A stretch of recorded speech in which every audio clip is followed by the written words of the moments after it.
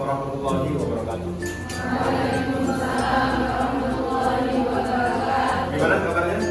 Alhamdulillah, luar biasa. Allahu Akbar. Yes. Alhamdulillah. Kayaknya semangat semuanya ya. Oke, kita mulai kuliah pada hari ini dengan bersama-sama membaca basmalah.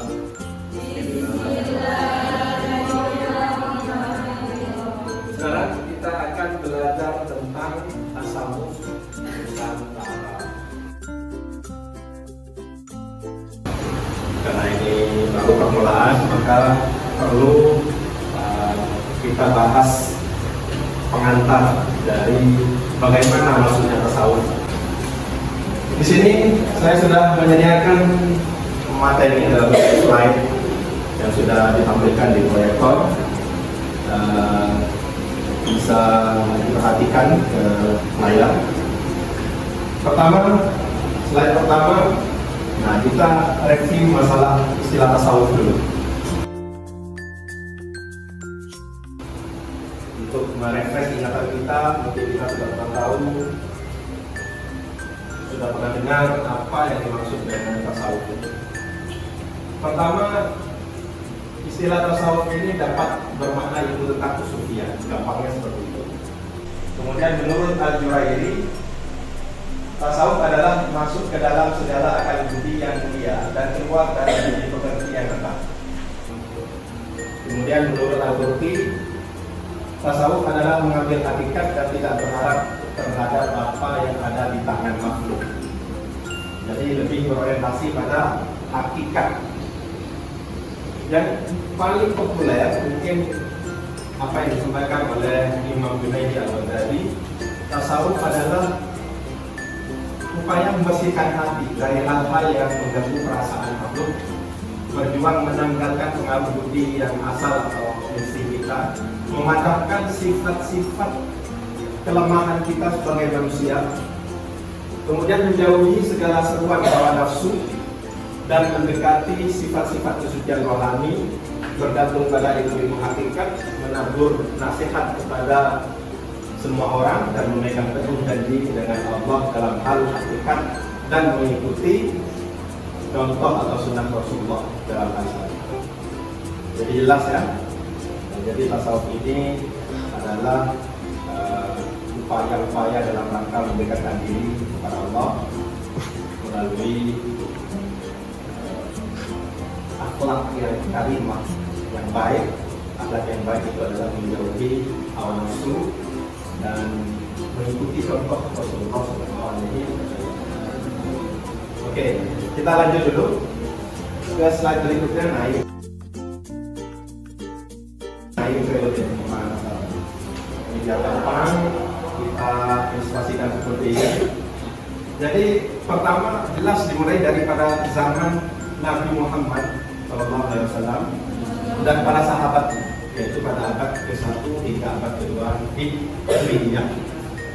Dengan apa? Dengan nilai-nilai kesucian yang ada atau yang sudah dibawakan oleh Rasulullah dan para sahabat, dengan kehidupan yang sederhana, dengan kepribadian yang ramah, dengan sikap yang luhur, dan akhlakul karimah itu sudah dicontohkan oleh Nabi Muhammad dan para sahabat. Kemudian dilanjutkan pada abad ketiga Hijriah. Nah, itu dalam konsep lebih fokus pada moral atau akhlak, penegakan moral. Tasawuf berintikan ilmu jiwa, akhlak dan metafisika. Kemudian pada abad selanjutnya, abad keempat Hijriah, muncul ulama tasawuf falsafi. Ulama tasawuf falsafi, pusatnya itu ada di Baghdad. Kita pernah mendengar pastinya sebelumnya nama Sufi Al-Hallaj, yang nama aslinya adalah Abu Mansur Al-Hallaj, Husain Mansur Al-Hallaj. Kemudian disusul juga ada nama Abu Yazid Al-Bustami. Kemudian pada abad selanjutnya, yaitu pada abad ke-5 Hijriah, tasawuf kemudian bergeser menjadi agak moderat. Dalam hal ini kita kenal dengan istilah Sunni. Tokoh yang populer pada abad ke-5 Hijriah ini adalah Hujjah besar Imam Al-Ghazali. Selanjutnya pada abad ke-6 dan abad ke-7 pengembangan tarekat. Nah, ini seperti ada tarekat yang dipimpin oleh Sayyid Ahmad Rifai, katanya nama tarekatnya disebut tarekat Rifai, ya. Atau yang paling populer mungkin kalian pernah dengar tarekat Qadiriyah yang didirikan oleh Syekh Abdul Qadir Al-Jari. Ya, ada juga yang menggabungkan tarekat Qadiriyah dan Naqsyabandiyah, jika disebut tarekat Qadiriyah pada Naqsyabandiyah. Oke, slide selanjutnya. Yang di Nusantara, karena apabila kita adalah tasawuf Nusantara, dan ternyata masuknya tasawuf di Nusantara itu bersamaan dengan sejarah masuknya Islam di Nusantara. Ada yang mengatakan bahwa Islam masuk ke Nusantara dari budaya India, dan ada juga yang menyebut dari Arab. Termasuk kapan waktu masuknya juga masih terdapat perbedaan. Ada yang mengatakan abad ke-7, ada juga yang mengatakan abad ke-11. Namun demikian, peristiwa sejarah tersebut tidak perlu dipertentangkan karena bisa jadi semuanya benar. Karena rangkaian sejarah tentunya saling melengkapi satu sama lain, bukan saling menegasikan. Kemudian menurut catatan, di antara pendakwah Islam juga ada yang berasal dari Persia. Kita tahu tadi ada nama Al-Falaj. Al-Falaj ini kemungkinan besar pahamnya masuk ke Indonesia sekitar pada abad kalau beliau hidup pada abad ke-9 dan abad ke-10. Beliau masuk pahamnya ke Indonesia melalui ulama-ulama yang dibawa atau yang datang ke Indonesia dari Persia dan membawa paham tasawuf. Apa tadi yang dibawa Al-Falaj? Ada tasawuf falsafi yang orientasinya berupaya menggabungkan antara tasawuf dan filsafat. Jadi ada sistem berpikir filosofis di situ.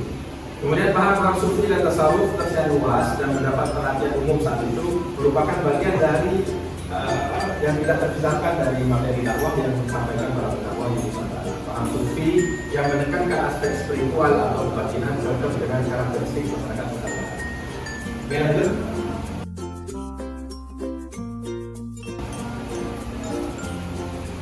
Oke, metode dakwahnya menggunakan pendekatan cara hidup orang-orang yang ada pada saat itu. Jadi tidak menggunakan metode yang sekiranya tidak bisa diterima oleh masyarakat pada saat itu.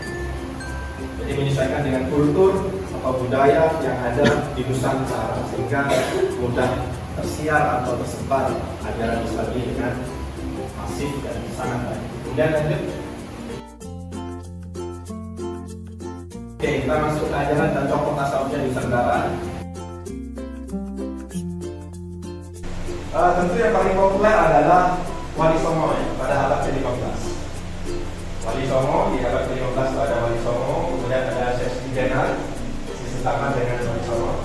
Pernah dengar ceritanya semua? Oke, kita persingkat dulu. Ada abad ke-16 itu ada Syekh Abdul Faturi di Aceh dan saya Samsudin Al-Sulawesi. Kemudian abad ke-17 ada Syekh Nuruddin Al-Baniri juga di Aceh. Kemudian ada Syekh Yusuf Al-Makassari. Abad ke-18 Syekh Masih Al-Bajari di Kalimantan. Kemudian ada Syekh Abdul Somad Al-Palembani Palembang. Syekh Daud Al-Fatani. Fatani ini di mana? Anda tahu? Ini masuk daerah Thailand. Jadi ada sebuah daerah yang kononnya berasal dari bahasa Arab Al-Fatani.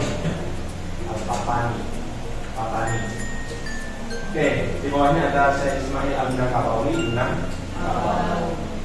Kemudian pada abad ke-19 ada Syekh Abdul Wahab Rokan, Syekh Ahmad Khotir Syambas, pendiri tarekat Qadiriyah Naqsyabandiyah yang lama di Mekah dan meninggal di Mekah.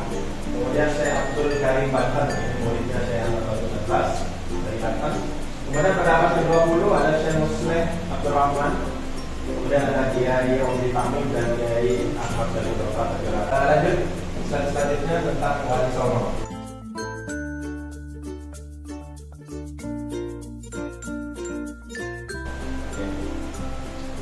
Nah ini nama-nama wali ya. Wali apa artinya wali apa? wali kan, seperti Islam wali ya, kasih Allah yang dimaksud dalam hal ini waliul songo.